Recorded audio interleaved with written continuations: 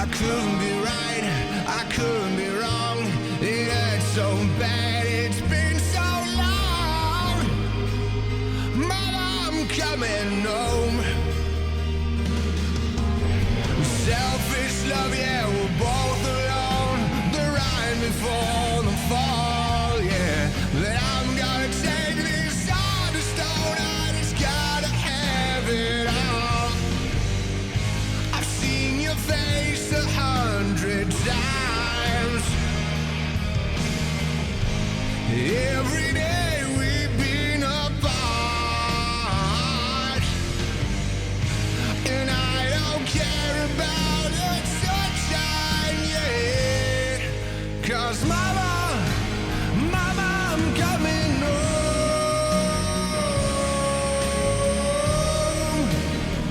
I'm coming home.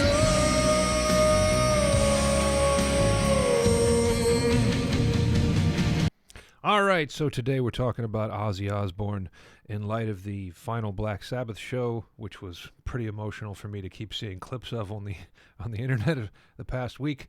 I want to talk about Ozzy's voice. He was a big inspiration to me musically and vocally, and it just felt like it was a great time to just do a little bit of singing like Ozzy and then talk about his voice. So I pulled up some different clips here throughout, the years, just kind of randomly by what I like.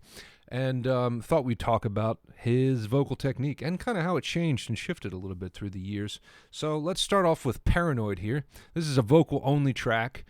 Some of this AI pulling out the vocal type stuff doesn't really work that great, especially with older tracks, but let's give a listen anyway, shall we? Finished with my woman, 'cause she couldn't help me with my mind. People think I'm insane because I am frowning all the time.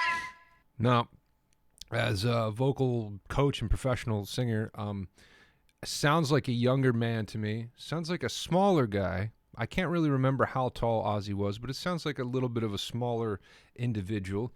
And definitely a higher bridge, so not somebody like a baritone, typical male voice type of thing. He's already over my bridge, which is F sharp 4. Finished with my woman. Now I'm warmed up so I can sing these things, but I have to do things to get there in terms of mixing and opening. But he's pretty much in almost like a belted shouting type of thing right there. He's not known for distortion, so he's not going finish. He's not doing anything like that, but he's still going finish with my woman, 'cause he's just straight out. And back in the day when you would perform with bands and bands were created and music was made in a music room and stuff, not at home in front of a laptop or whatnot, you got to really kind of hone in on things and practice your craft in front of a microphone in a room and feel that energy and stuff. So you get to feel that energy coming through here. There's obviously a pretty heavy slapback delay, this kind of thing that thickens up the vocals, and a lot of people use that. But let's listen to one more line. All day long I think of things, but nothing seems to satisfy. Think I'll lose my mind if I don't find something to pacify. Can you help me? Occupy my brain. There we got a little bit of distortion.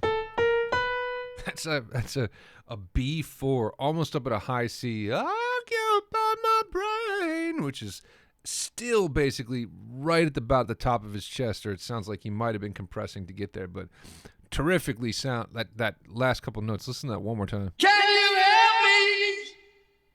Occupy my brain. But we still hear he's completely belted. Now, when I talk about belting, by the way, I do not mean a regular singer that barely knows what they're doing that's just getting loud. Belting is usually reserved for somebody that knows more about singing, knows more about how to support and keep their throat open. Occupy my brain would be a little bit closer to a belt there, because I'm really supported staying nice and open, but I didn't want to go occupy my brain up here. So anyway, hey, let's move on. I pulled up Bark at the Moon, because why the hell not?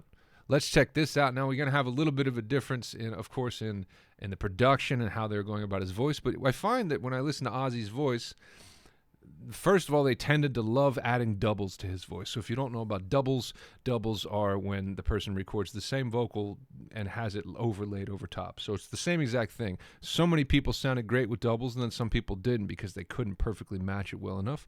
But, you know, listen to your favorite Nirvana records. Most of the time in choruses and stuff, you'll hear his voice doubled.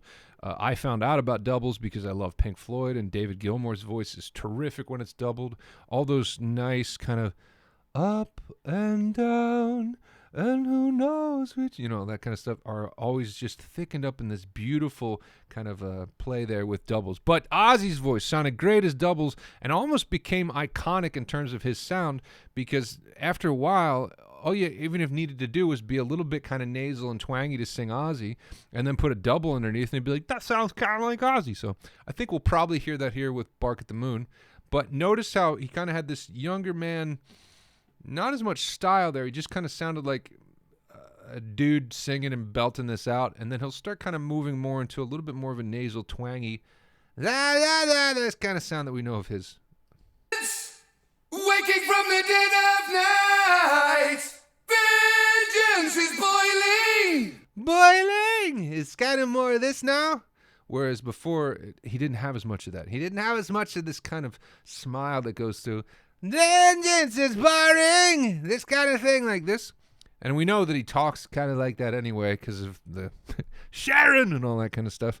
But yeah, it definitely became a little bit more flat sounding. And I don't mean flat in terms of pitch. I mean, if the larynx is kind of up, yeah, it kind of became more like this instead of pulled down and just kind of belted. He's returned to kill the light. Then when he's found who he's looking for. So another great thing here, I find with most people, including myself, there's a kind of a dichotomy here going on where we have the warmth of the neck, the warmth of the throat, and then we have this kind of enunciative, kind of nasality type of sound. Now, some people have more of this up here, and if I sounded like this all the time, that would kind of get rid of a lot of the warmth down here, and I just kind of sound like I was talking like, hey guys, do you want to hang out? How's it going? Or almost Valley Girl, what's going on? But the saving grace of my voice, for example, would be the warmth down here. Now, I can sing as I move up into my nasal register. You're going to get more of that stuff. But we hear the difference there, if you can listen for it, in that he did have a nice warmer tone, but he had this also cutting frequency up here that just stayed above the guitars and everything. So now listen with that in mind. Listen for the warmth. Thank you for it. And this kind of at the same time. Hey, I wanted to take a really quick moment to tell you about some of my channels and some of the things that I do. If you like what I do here, you like the sound of my voice, you like my teaching, please do subscribe. That helps me out a lot. But aside from that, I'm on Patreon, things of that nature, where I have so much more content, so many other exclusive things. I share songs I do before they come out, all kinds of stuff. And I really appreciate that support. It helps to keep me alive. A lot of people don't know that I am a professional musician. I've released 7 records with some various singles, and I'm releasing a new song here in a couple months. A lot of people just watch people in these videos, and they're just like, yeah, but like, write something yourself. I have written a shitload of stuff. So you can check that out. I have various bands and things, but I just wanted to tell you about Patreon. I wanted to tell you about my vocal course that I released recently called Rock Solid Foundation. If you're trying to figure out this vocal stuff, and you're on your own like I was, you can't afford lessons, it might be a really good idea for you to look into building a foundation so you can make sense of some of that stuff. So you can find that in the description. And lastly, I have a clothing store. Here's a shirt from my clothing store. You can find that in the description as well. It's called rockisdeadclothing.com. And I'm going to be wearing those shirts throughout most of my videos because it's super fun. Rock is dead. I'll see you soon. Listening, oh, and you'll hear him bark at the moon. You can even hear it there, the ha ha ha ha. You can hear the top and the bottom. Let's listen to a couple more lines. Years spent in torment, buried in a nameless grave. Grave. You hear this down here? Interesting to note. Let's move on, because I'm moving kind of fast, to Mama, I'm Coming Home. I don't know where this sits in terms of progression, in terms of songs, because, you know, I'm not a numbers guy. But obviously we wanted to end with this because we're ultimately coming around to the end song for the Black Sabbath show. But terrific vocals here, and you'll hear more of his vocal warmth, actually. Times have changed and times are strange. Here I come, but I ain't the same. And once again, we have a vocal double, so it just creates that really special kind of feeling. And again, sometimes not, but a lot of times with Ozzy, it just sounds terrific. Mama, I'm coming home. Oh, hear that now? Time's gone by, seems to be. You could have been a better friend to me. Now again, not many people sing with an accent. He doesn't necessarily sing with an accent, but it does come through a little bit in his enunciation.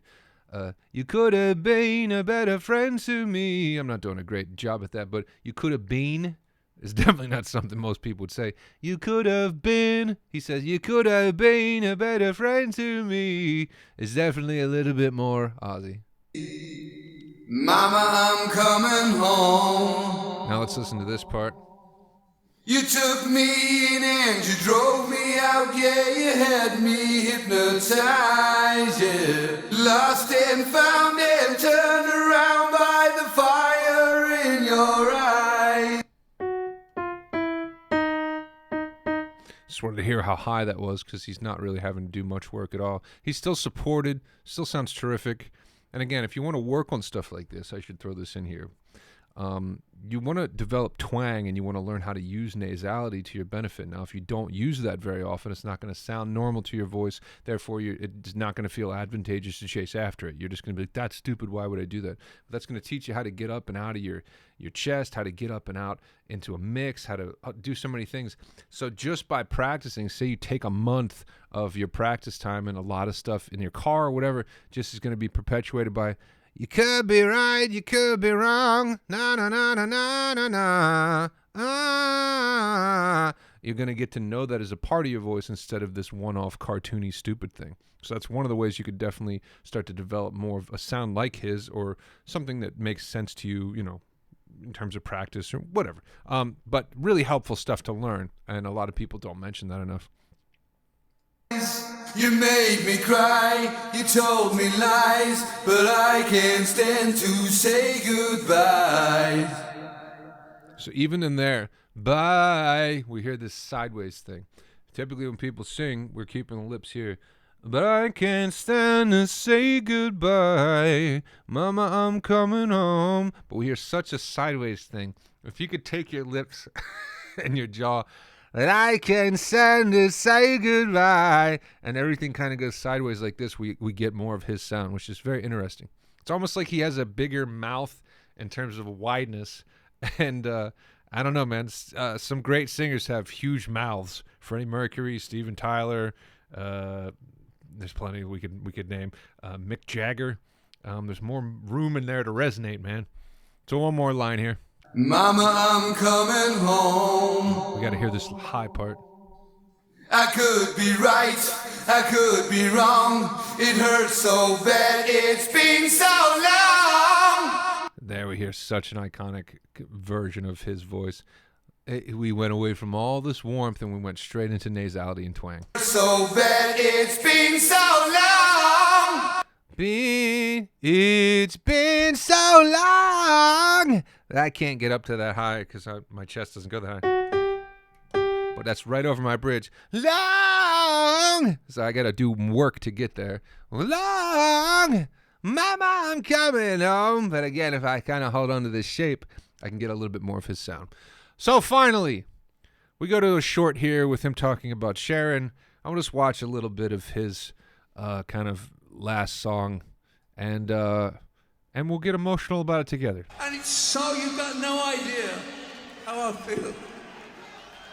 Whew, so even right there, man, he's been in bed because of Parkinson's for like 5 to 6 years. He was saying, just bedbound, I guess, and he can't really walk and stuff. Man, thank you from the bottom of my heart. Time changed and time was strange.